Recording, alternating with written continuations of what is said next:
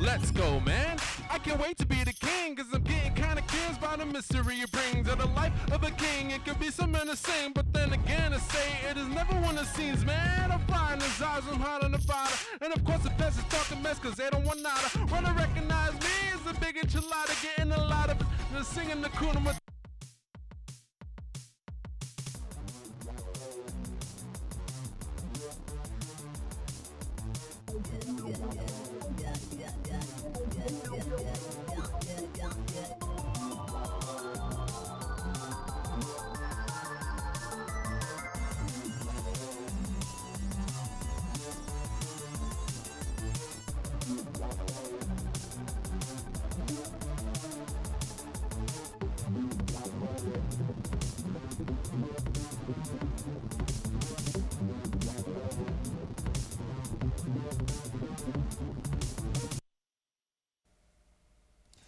Welcome to this week's episode of Fanservice. This is our last episode of season 5. It's been half a year. Can you believe that, Kim?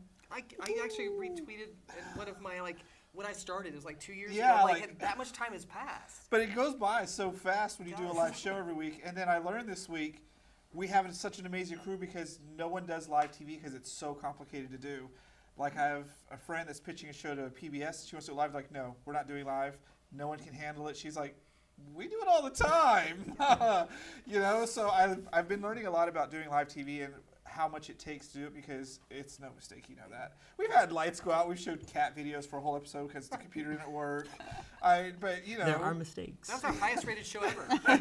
Yeah, because they just show cat videos and a cat on a rocket for 20 minutes going into space, and I was like, what's not to like? Yeah, exactly, So we decided we're going to wrap up our last episode of the season 5 with a special episode, kind of like we do with the cosplay one, but looking into LARPing. Now, when I say LARP, Kim, what do you think of? Live action role play? I think of lightning bolt, lightning bolt, okay. lightning bolt. And that's what most people think of. They think of where it's made fun of in mainstream media. They think of the bad stuff. Like Knights of Badassdom. Yep. But it's not something that should be seen that way. Like, for instance, I have one of my best friends in the world. Anytime I bring up LARP, she's like, oh, you mean grown men who run around in capes? I'm like, that's not it at all. And she's like, well, that's all I see. I said, but you know what I see? I see people who have created game systems and characters, and they're acting, and they're having fun. What are you doing? Going and getting drunk at a bar? We don't really talk much anymore, but, I do not own more than one cape. You own more than one cape. I know you do. I do not own more than one cape. So I thought, what better way to do it than to bring on someone who's never played. Yep. We have Chris Glover, who is more of my mainstream one. You know him. He does Adventures in LARPing. That comes on right after this show. And then I brought out 2 special guests. Introduce yourself to everybody. You first. I'm Sarah Lynn Bowman. I study LARP as a scholar. Hi, I'm Harrison Greene. I do lots of LARPs. I'm a LARP aficionado. So when you say you study LARP, are you studying rule sets and character sets, or what are you studying? I study the social and psychological aspects of LARPs. I study the educational value of LARPs, how to use it in classroom settings, in psychological applications. I study the psychological effects of LARPing, so things like what we call bleed, which is when your character sort of phases into your real life emotionally and vice versa. There's basically, it's a fascinating field where there's all this emergent creative play, and it's really, really interesting. So for you 3, we'll start with Chris. What was your first experience with LARP? Well, my first experience was a buffer LARP, the sort of thing that you see all over the internet and that a lot of people get exposed to in mainstream media. I had some friends that did it in high school. We got together at lunch outside and brought a few buffer weapons and ran around and played with it for a bit. For a long while, that's what I did. Until recently, I knew about other forms of LARP, and until recently, I've actually been delving into some of those more. But he's delving into, I just want you to know, throwing a party LARP. You're LARPing, throwing a party. Those are fun. So Those much are some of the fun. best. Throw a real party. We did one last night. They're the best. I've got one planned out that involves a bit of alcohol in bit, rounds. So by the end of it, you're probably a little bit silly, but party life. So you've seen some of the games where from like back in the 80s, early 90s, where people had like a mystery dinner. Somebody would host the murder Yeah. mysteries, a mystery. Still popular. Yeah, but somebody would, you had the whole package thing where you told your guests, here, we're going to do this, it's going to be this theme, come over, we're going to have dinner, and some information. That's essentially, that's a party type LARP. Now, see, when you say party LARP, I'm imagining someone's pretending to be the party planner and someone's pretending to buy the decorations, and you're rolling. When you brought up party LARP, that's exactly what I thought. We could do that. We recently, semi-recently, ran a LARP called Linda's Birthday Party, where all of the players are 4 to 6, and it is a 6-year-old's birthday party. And Is there a pinata? there can be. There was definitely pin the seashell on Ariel, because they vetoed pin the tail on the donkey. I was insistent that we get pin the tail on the donkey, and that was vetoed hard. Why was it vetoed over pin the seashells and Ariel? Because one is boobs and one is just a tail. No, she was holding the seashell. Oh, I was thinking the same It was thing. still no. It's still I'm like, it's there's still a two kid's winners. game. It's Count still on a Gavin kid's to go game. straight there. When you say Ariel, where are her seashells? It was a girl's Point birthday taken. party. So what has been your first experience with LARP? So my very first experience with LARP was a boffer game. It was really more of the sport of fighting with foam contact-safe weapons, and people would wear sort of Renaissance-y costumes, but there wasn't really any role-playing. The extent to character was you would have a different name and maybe like a general sort of personality. The good example that I give for this is there was one player who his character was literally, and I quote, "My name is Donovan, and I'm a bad man." And that was his character, and that was it. And other than that, he was just hanging out and playing the Legit. game, and that was his character. That was my first introduction to LARP. My first introduction to role-playing LARP was a Vampire the Masquerade game, which is I where I have a met friend Sarah. that did that one. And so for you, Sarah, because you're really into this, you share all these things on Facebook that I get to read, and I get, wow, I would never thought. What was your first experience with LARP? I actually met some amp garters. I didn't play, so I knew amp garters for a few years, and then I played Vampire the Masquerade for about 14 years off and on. And so it wasn't until I wrote my dissertation that I was sort of exposed. People reached out to me from like the Nordic LARP scene and said, "Hey, you got to come to Denmark." I'm like, "All right, let's go." And they do a lot of these really intense like social experiments where you're in a prison camp or you're playing homeless people or People wanting political asylum, yeah. mental patients.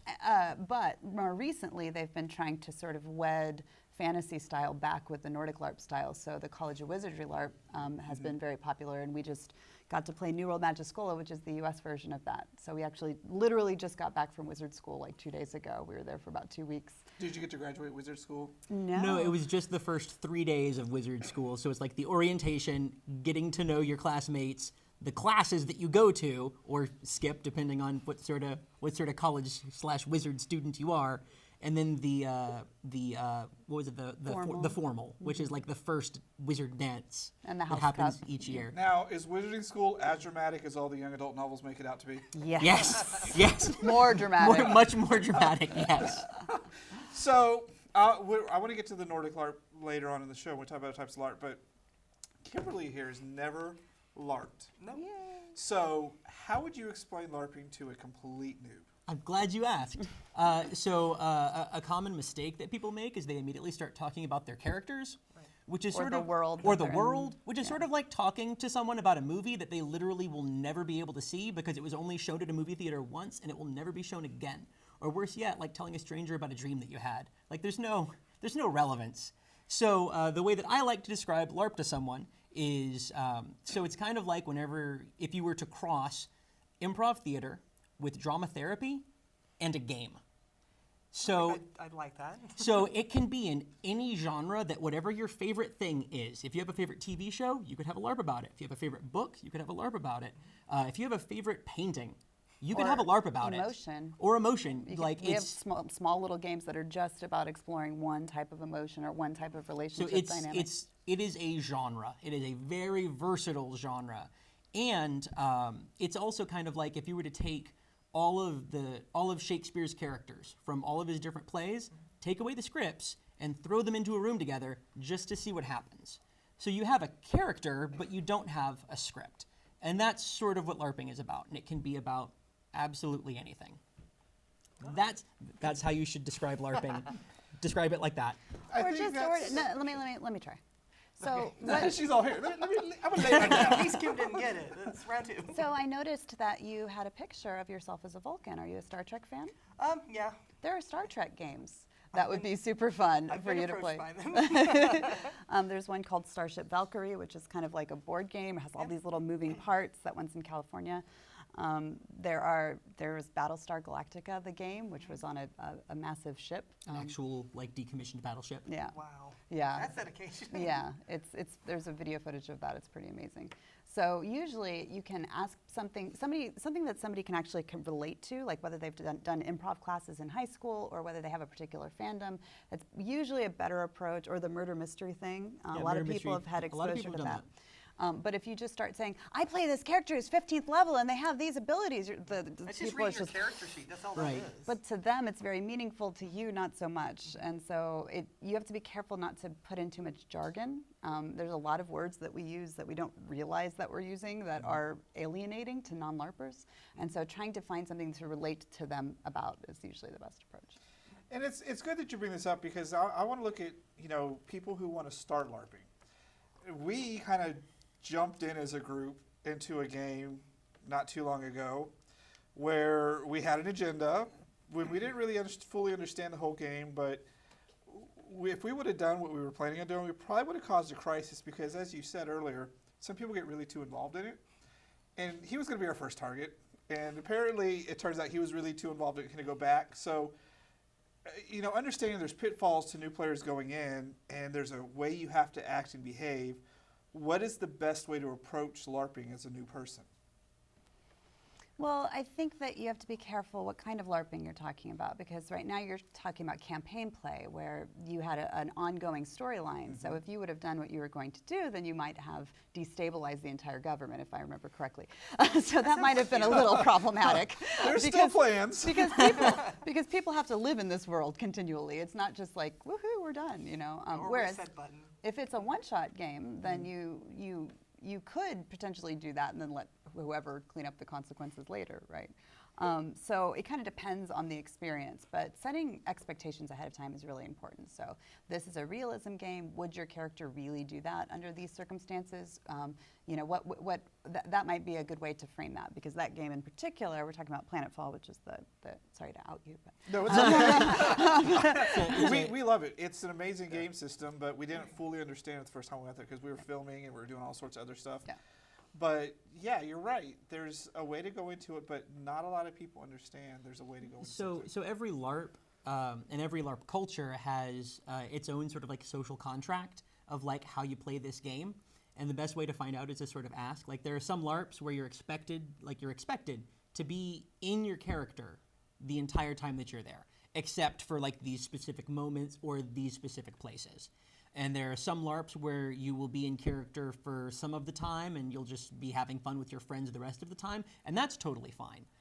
The important thing is just finding out like what sort of like the expectations are, and then just trying your best. Like there's very few ways that you can LARP wrong. Like so long as you're trying, people will see that and they will try and help you.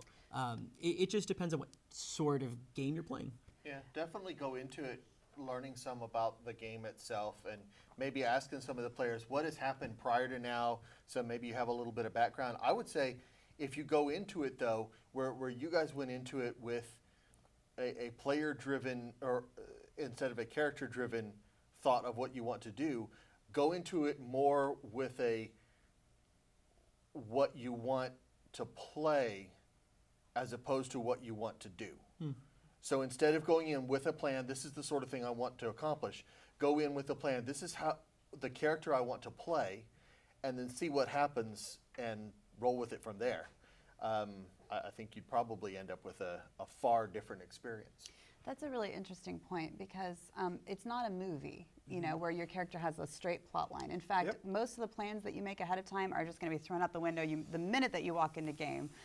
So for example, in these LARPs that we go to, we make all these character ties and connections and spend like hours, you know, hey, tell me about your character. Okay, well, we have this relationship. And then it may never even come up in play. You end up role-playing with a whole other group of people. So a lot of people get frustrated when they have sort of a set notion of what they want the game to be when they go in, and then it doesn't meet their expectations. So I think being open and just trying to go with the flow is a good suggestion. Also keeping in mind what the expectations are in terms of immersion, how much you're going to be in character, because games like Amcard, not so important, but a game like Planetfall, it's expected that you're in character the whole time. So knowing that helps sort of, because in my view, the only way that you can, you know, play incorrectly is by not buying into the social contract, by actively rejecting what everybody else are doing, including breaking character, like in a public space, for example. Yeah. It's okay to go off game, you know, by yourself. But So does any of this sound daunting to you? Actually, no. I've looked into it myself because, like I mentioned, I think it was off camera, that I've done paper role playing. I've done, you know, online where you're just typing what your character's doing, things like that. So it's really up my alley. I do cosplay too. So it's not Very something up your alley. I'm not like grasping or anything of the sort. It's just kind of filling in some gaps of things that I just didn't know. Like I didn't know. Like looks like you were doing an out of habit, out of character thing. So every LARP is going to have some different like hand gestures usually that are mechanics for things. And one of the more common ones in America is if you're out of character, because either you're going from point A to point B, or just like you need a break, or something got too intense and you just want to walk away or whatever. You put your hand over your head, and this actually comes originally from Nero from Boffer LARP. Whenever you would die, you'd take your sword and you'd put the hilt of your sword on your head so that everyone would know that you're dead. And they wouldn't hit you anymore because you're dead. But the hand gesture caught on and has continued to be used in some LARPs. Not all LARPs, but it's sort of a little common thing that most LARPs will have. Yeah, it was a little daunting going into Planetfall for the first time because I don't think we were fully prepared. I mean, we kept asking Matt questions the entire time. He knew everything. He was like, yeah, this will do this and this is. And the gestures took me a little while to get used to. But, you know, I just wanted to make sure that people understood there's a way to approach it and there's a way to not approach it. If you just, and Chris Glover put it the best way. And so I think that's brilliant. But also there's the other side of creating LARP. Now, I know he created his own system. I don't know if you guys have created your own systems yet. I dabble in LARP design. I haven't finished one yet because I'm too attached to my own ideas not true. to You finish. finished the Okay, timeline. I've written some LARPs, but I haven't published any. So we write, a lot of the stuff we write are short experiences. I write stuff for the classroom, for example, some of which has been put online. I think my first published piece is in a collection called #Feminism, which is 34, I think, writers 32. from all over the world that just wrote little mini games, little nano games Yeah. about different experiences pertaining to being a woman.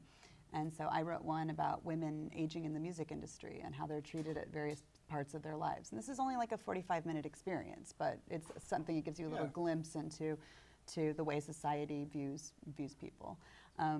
And so there's all different kinds of things in there. So that was like a really low barrier of entry way. It's not like writing a whole rule book with like, that is a very intensive, very intensive thing. So those are kind of two different types of game design, I think. So do you want to write like a whole system like Chris did? Or, I mean, is that something you're like, nah, I've been around, I'm going to just go play? I'm a scholar, so most of my writing is more analysis rather than, you know, writing the systems that you're going to enact. I study the people who are enacting them and then write about that. What about you, Harrison? So I gravitate more towards my favorite style of LARP, which is called a black box LARP. And all that really means is that it's done in like a black box theater, which if you're familiar with that is basically replace all of this backdrop with black and leave everything else, and that's it. Like you have lighting, you have sound, there's no costumes, and it's just like an empty space. And you do very immersive LARPs in that. So I gravitate more towards that style, which doesn't really have mechanics. It just has sort of like, here's how you play this game. These are the different scenes that are going to happen, or it's going to be 3 acts long, and in this act this happens, and in this act this happens. And for me, it's more about like, what do I want to accomplish? And honestly, I'm sort of thinking about it more as like an art form. Yeah. Like what emotions do I want to evoke? What experience do I want the people participating in this LARP to have? And that's what I'm designing for. So I don't have any like mechanics of like this is how you win. The only way you win is by experiencing the LARP, and maybe you have an experience that's meaningful for you. That's my goal. And so, Chris, you wrote a whole system. Yes. Why? Different thing. Right. Well, for a long time, as I said, that I had a lot of exposure to fantasy-style boffer LARPs. So boffer LARPs in a fantasy universe. And I really liked playing them, but for what I was playing, they were definitely a lot more on the sport combat side. So not as much on the role play, and not as much, not because people didn't want to role play, but because It's just fun to hit people with foam swords. It is. well, it is. No matter who you Right. are, it is. It's fun to do that, and there weren't any, there just weren't mechanics or reasons to role play, and so there were games that were a lot more on the having mechanics to play, but the combat was slower, and you'd have to keep track of your Lots of points. points in your head and stuff like that, and that sort of the combat sort of thing I just wasn't real into. So basically for me, it was taking the pieces that I wanted to do, that I wanted to play, and creating something that I wanted to play. And doing it in a fashion that it was real easy. Coming from a long history of gaming, I know that I add house rules often, and other people are going to add house rules often. And so we designed something that was real easy to add house rules to. And in fact, even though there's not much available at the moment, we're still, my partner and I are still writing a lot, and someday this will start getting published. More stuff to be able to add to it.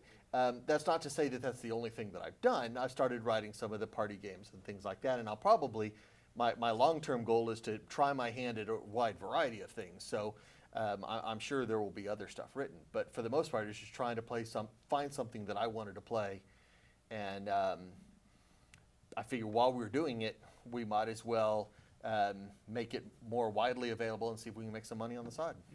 And a lot of those big systems come from Dungeons and Dragons and White Wolf that have a lot of rules, and so that's sort of the expectation. It's like, okay, this will be just like the tabletop version, but we're going to act it out physically instead of rolling dice or whatever.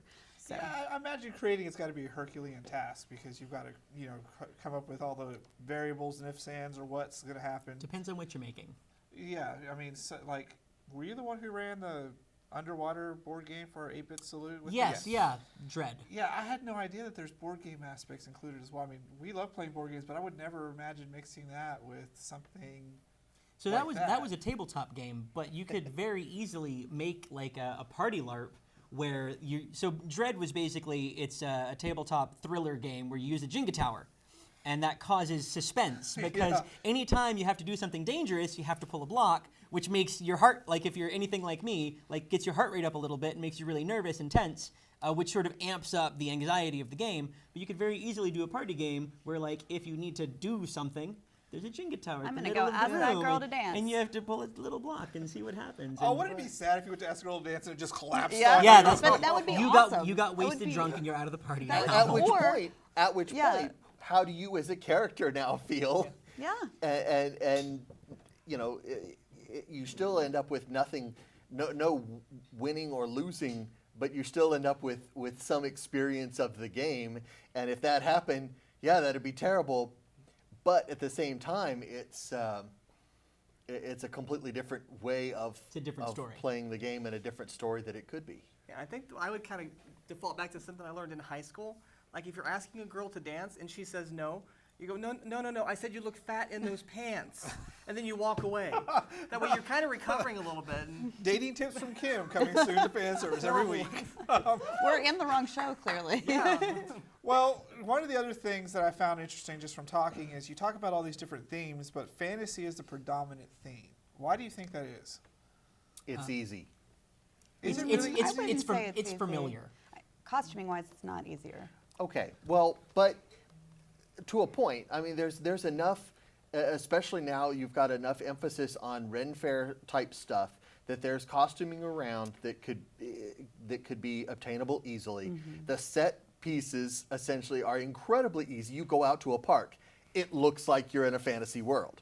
I mean, if you want to play on a Star Trek type or the Battlestar Galactica where they were on a battleship. Sure, if you have access to a battleship, no Yeah, problem. That's a barrier to entry for sure. If you don't, then you're doing the thing where you're landing on planets from here and there in the storyline, and you only play on planets, and you never play on the ship because it's hard to produce the ship in order to play unless you just go into a room and just tell everybody, all right, imagine there's This a is ship the ship, there. which is very, very doable Which and is- can absolutely work. But also, Right. there's also, well, if we're just talking like financial barrier to entry, hard science fiction is go to Academy, spend $30 on athletic clothes that don't have logos on them. Bam, you're in the future. That's what we're going to have to wear in the future? Like Mad just, Max. just They athletic wear, clothes yeah. with like an abstract stripe on it or something and no brands and boom, feature. Something asymmetrical. Yeah, asymmetric. Starting next Asymmetric is week, big in the it's future. nothing but unitards for me. Gavin will never let me on the We are- show. we are- we are Oh, in no, the I'll put you future. on the show. I have no shame. Remember that. So now I want to get into the actual culture and stuff because, you know, like I said, we all see this side that everyone makes fun of. It's made fun of in mainstream, and even in a geek community where we're so open, it's still made fun of. No one really takes it seriously because it's like the butt end of a joke to a People lot of take people. it seriously. The people playing take it They seriously. do, but sometimes I don't know if it's those people who take it too seriously or it's just people don't understand it. But there's an entire culture behind it. I had no idea until I met you. I'm just going to tell you that right now. Let's look at the other side. Let's talk about the educational side of LARPing because let's face it, when we want to learn things, role-playing is the best way to learn it. Why did no one make this association earlier? Well, they did. I mean, they've been doing simulation and education for at least the last 50 years, but even earlier than that. I mean, the Bolsheviks were doing role play in the classroom, and it was a really big part of the Russian education system, actually. So, I mean, it's been called different things, though. So, you know, the term role-playing actually originated from Jacob Moreno, who was the person who developed group therapy and psychodrama in the 30s. So that term has been around for a long time. And simulation is often used. It's basically role-playing. Psychodrama is basically role-playing. But LARP came out of the D&D craze. So that is a very specific term that is more stigmatized than these other forms. But one of the things that I do is I look at these different forms, see what their similarities and differences are, and try to like connect them as cousins and sort of streamline them as in the same neighborhood, basically, of types of experience. But not everybody, but a lot of people really enjoy having an experience, and that's what they're going to connect with in terms of content. They're not necessarily looking at, you know, just taking things in. I mean, how many of us can remember every little thing that we learned in school? Most forget of what I it, did yesterday most of the Yeah, time. I mean, Pretty but much the same. but if I have an experiential moment that was really emotionally impactful that connects me to that content, then that tends to be a lot more rewarding, and it tends to stick a little bit better. So how do you translate that into an educational experience?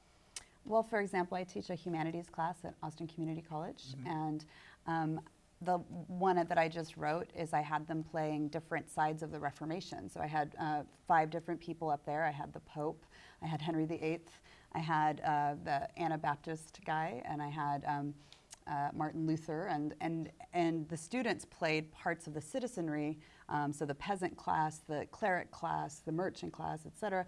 And they were basically petitioning for their alms because the idea was that during this time the Catholic Church did not have a death grip on everybody like they did earlier. During this time they were actually losing a lot of their followers. So this was a way to sort of give them an educational experience while doing just a little light role playing. It's not super heavy, you know. They're mainly playing themselves with a thin veneer of character, but it gives them a goal, something and it gives them some public speaking experience and some, you know, how to pitch something experience. So for the kids, how much research do they have to do to get ready to play those roles to really be able to do it in a proper way? I mean, theoretically, they read their book, Well, right? Theoretically, they did their homework and they're on the But chapter. I give them like a little blurb, you know, and if it's okay if they don't portray it correctly. That's it. The point is that hopefully they'll remember now who the Anabaptists are. At least maybe one thing about them, which I didn't remember until I had reread it. But having that student really, like in this beautiful way, just sort of pitch what ended up becoming Quakerism in our country. This perspective was actually really insightful and beautiful. And you know, you can get that from the paragraph maybe if you're really paying attention, but a lot of people are just skimming or not reading at all. It's sad but true. Yeah, well, it is sad. I and, did it. You know, you're making something that a lot of people don't do, and that's, like you said, the experience that they remember. But you also brought up there's a therapeutic side to this, and I have no idea what that even entails. What is the therapeutic side of it, and what are the dangers? Because, you know, when you think therapy, people think people have been at school forever and sit in a chair and write notes for an hour. Right. I would never think of LARPing as anything therapeutic. Okay. There's sort of two sides to it. You can do it in a therapeutic context, meaning that a therapist actually guides you through a role-playing experience. So maybe I'm playing Harrison's mother, and he's playing him, and we're redoing a conversation. Or maybe he's having to take the perspective of someone else that he's had a difficult interaction with, and we're replaying that and reframing it and then analyzing it. So that's been around since the 30s. And so that's something that does happen in some practice. It's not super common, but it exists.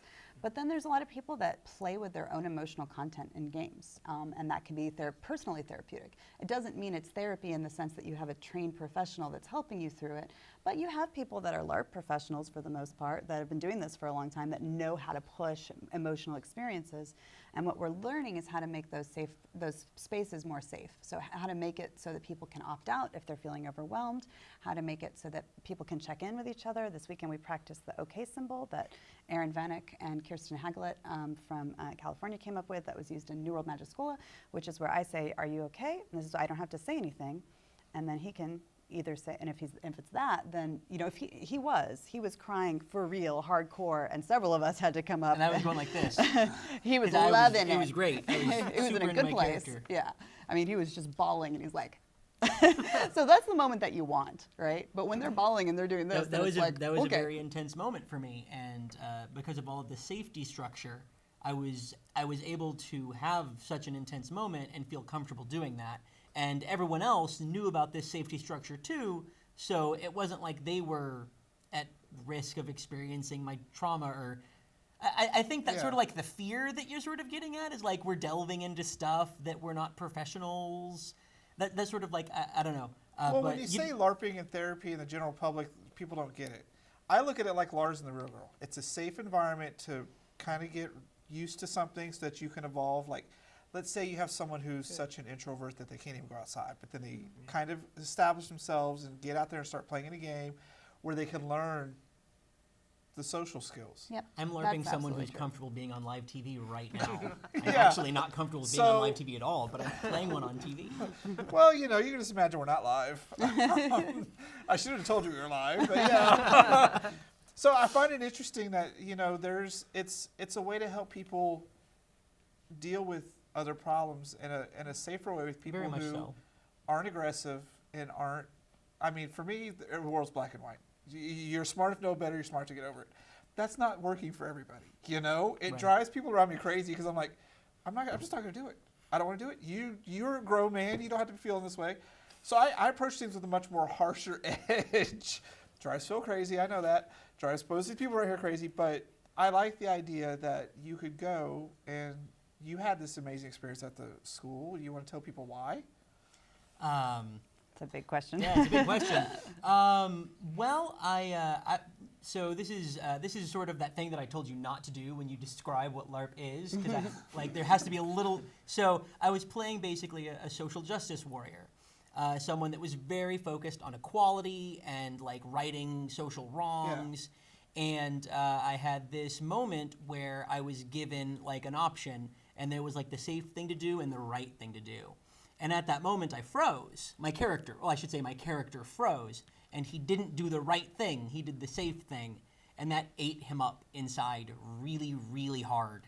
And he couldn't get over it, and it ended up with me like breaking down crying in the cafeteria, which is totally like that. Those are in like the books, right?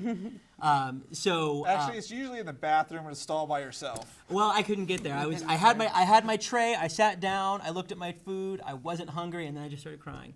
And it was really great because I had a bunch of people that checked in on me and were like, "Hey, are you okay?" And I'm like, "Yeah, I'm totally fine. Harrison's fine. My character is like dying inside, but Harrison is fine." It was a very interesting, intense experience. And And those moments are often the golden moments that people have, where they have this really tough existential crisis where there's no right choice. Basically, it was a euthanasia situation. So he either Very would intense kill the content. person or not kill the person as a mercy. There was someone who was in intense pain and they would not recover, and I was a healer. And I realized that there was no way to save this person's life, but they're in an intense pain right now, and I can either let them die, however long that takes, or I could put them out of their misery. And I was sort of like terrified by the decision of breaking the law by putting someone, euthanizing someone, like without proper consent or what have you. And because of that, he ended up dying on his own. And I was left with this existential funk of like, wow, I'm a sellout. And you also I have didn't to do that thing that I'm understand all about. This was at Saturday after being there since, well, we'd been there for Yeah, 2 we'd been weeks, but theoretically the game kind of starts on Thursday. We have workshops and stuff, so you haven't slept much, you haven't probably eaten as much as you should. You've been in this really high intensive mode. I mean, you asked what's exciting about LARP. LARP is a very intense experience. It's like taking all of your emotions and amping them up to 10 and staying in that state. Like it's kind being of like on being a at a sugar con. high. It's like being at a con, except that you're in character. And so, at that point, it's like being on a sugar high for 4 days, and then this happens. And then you it's just, crash. yeah. Well, you bring up a really interesting point that was your character's perspective, and you guys have obviously played a lot of LARPs Yes. with a lot of characters. Yes. Yes. How much time does it take for all three of you to create a character? 0 seconds. That depends on the LARP and depends on what the intention behind the character is. Well, you created a character for this wizard LARP that has a specific point of view, and you have to put in all of this thought to a simple decision. That's Right. not something you just create in no time at all. That That's is a lot of thought put behind So for that specific character, I want to say, so over the course of months, I don't know, 20 hours? I'm just pulling this number out of the air, maybe, of like talking with other people about what the relationship dynamic was and bouncing ideas back and forth between a lot of other players with like, what sort of experience do you want? How can I help? How can I make a character that will help you have that experience? And making that based off of what everyone wanted. But for some games, like for Chris's game, you make your own characters based on the system, right? Right. Whereas in this game, we did get input into writing the characters because we were the first runs. So we got to say, hey, we'd like to play this and this. These are the characters that my characters liked. And so there's 4 of us, though, that are all playing the same character. So it's sort of an amalgam of what all 4 people want, which is really bizarre. But Somehow it's works. like you have these alternate reality people that are playing out your character somewhere else. But it's basically written by them for the most part. So some characters are handwritten, given to you, and you have to decide which parts you like and want to go with and which parts you don't. And some people are super focused on that and are really planning things out. Me, I just like to show up and see what happens. See, I'm more that way. Just show up, see what happens. And it all depends. Like we're talking about, different games and things. Some of my games, it's a lot more about what I want to play. But even then, there are characters that have stuck with me for years and years. One particular jester character that, when I put on the outfit and I show up somewhere, people that have seen me for a while refer to me as the character because it's the character that they've known for a long while. And there are some that I just play because that's the part that was needed at the time, or I wanted to try something and maybe it didn't work and I ditched it after a short while. But even then, it depends on the game because I've played the convention that we recently were at. There was a game that I played where your character here's a little piece of paper. This is who you are. Go. And Which you have game was that? a sign. Ooh. Absolutely Best game ever. amazing game. Yes. But that was also a game that was only meant to go for about a 2-hour total time frame. So it was really short. You didn't need to do all sorts of build up and costuming and stuff like that. But even then, that's because of the game and because of some of the emotional tie-in that ended up with that particular character.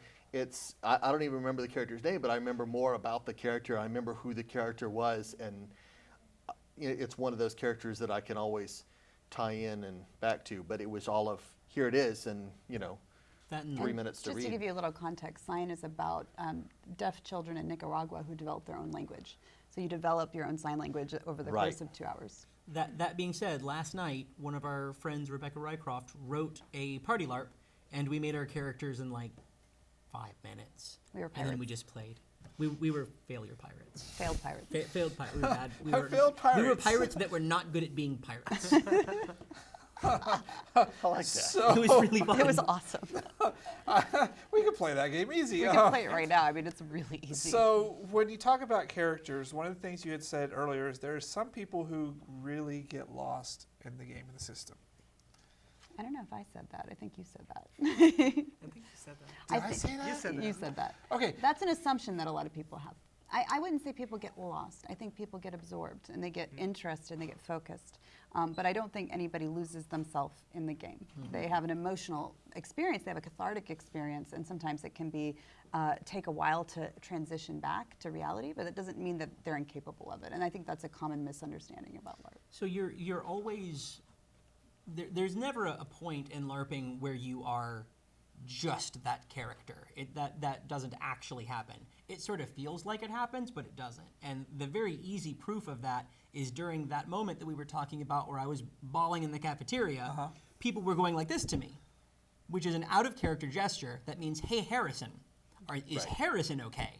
And I was able to go, yes, Harrison is okay, while crying. So no one ever like literally loses themselves in the character. They just can become maybe overwhelmed by the emotions that they're feeling. Because whenever you're playing a character, you're feeling these emotions that your character is feeling. And you and your character are sort of sharing a body. And I think that emotions, like, you physically feel them. Like, if you're very upset, maybe you feel it in your stomach. Like, if you're very angry, maybe you feel it in your chest, like you're just really angry. So sometimes the player can sort of be a little overwhelmed by the emotions that they're experiencing at the time, but that's also just because they're in the middle of doing something really intense. And that's something that happens when you do anything that's really intense. You can get overwhelmed. That's good to know. That is a misconception because a lot of people think that. A lot of people I know think a lot that of you people that think that. escape into the character, and I think that's mostly from like Mazes and Monsters, and I haven't watched that movie in forever. yeah, and the Satanic Panic back in the '80s, which that might be a whole nother episode. I remember that. Yeah. So one of the things I brought up earlier was that, everyone thinks it's so easy to make fun of LARP. They don't look at it. Why do you think it is that LARP is finally maybe coming into its own now, but why has it been such a rocky road? Why do people just look at it? Because when you playing LARP and watching LARP being played are two incredibly different things. True. When you see the guy doing the lightning bolt thing on the YouTube for all of 10 seconds, you may say, okay, that looks kind of silly. There's some big giant thing running after him. But from his perspective, he is about to get trampled by a giant, and this is all he has to try and stop that from happening. Yeah. But you don't know that by watching it. And so any LARP, because it's an act. It's not a spectator sport. internal. It's not a spectator sport, right? There is the internal, there is the character that you're portraying. Sometimes that's more obvious to others, but it's never 100% obvious to anyone except yourself. So that's a really good point. So it's hard to explain to people, it's hard to show to people. Documenting it is very difficult, and that's something we're still learning how to do. But I think on a more basic level, adults are not really allowed to play pretend. We're kind of told to stop doing that when we're, in teenage years. You're supposed to sort of conform to one identity. And if you can only play in certain contexts, like if you're at the theater, although actors have had a lot of stigma in the past. It's only recently that they've actually been held up as celebrities. I mean, they used to be considered criminals. So, the stuff that we stigmatize now may be totally normal in 50 years, just like film and theater and stuff was before. But this idea that I could be talking to someone and they might not be themselves, who I expect them to be on this social stage, is very scary for a lot of people. It's very transgressive. And so that transgression is oftentimes what makes people very uncomfortable. And LARPers are like, we don't really care what you think. We're still going to play pretend, and we're adults. So deal And with in it. some parts of the world, LARP is a much more common and accepted than you might see it here in the U.S. LARP is the third most popular hobby in Denmark. Like the third most popular hobby out of everyone. Because they have kids LARP, and so thousands of kids play LARP every year. So the young ones are all being indoctrinated. And they just grow up and they have fun with it. So a lot of it too is that in America it was really heavily stigmatized, and that it was like, oh, this is a thing that like only drug addicts and suicidal people do, and that was in the news. Like that was a thing in America for a really long time. And because of that, LARPers can also be really apologetic. And if you've seen the interviews with that guy, the lightning bolt guy in specific, he is so ashamed of himself. Yeah. Like he's just legitimately ashamed of himself, and he doesn't need to be. Like there's absolutely no reason for him to feel any sort of shame. He's having fun. He's playing a game. Like there's nothing wrong with that. But because he was so apologetic during his interview, people think, oh, he knows that he did something wrong being caught doing this thing that's fun. Yeah. And it's sort of this thing that feeds into itself. Like I am an unapologetic LARPer. Like I do this really awesome, cool thing, and like I wear ties sometimes, and that means I'm a normal person, and that means that like it's okay, and anyone can do this, and it doesn't have to be stigmatized at all if you're kind of unapologetic about it.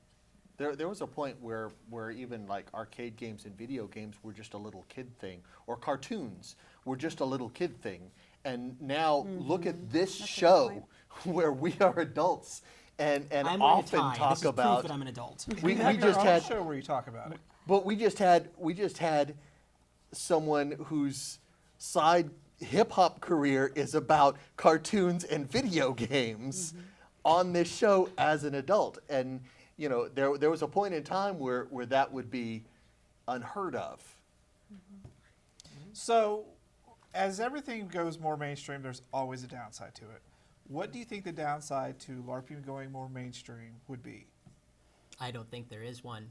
There's always one. I can You I can get some tell you craziness? I can tell you of a really big upside that's been happening recently is because LARP has been sort of like its own little side thing. It's for a long time it's been sort of like you want everyone that's interested to come.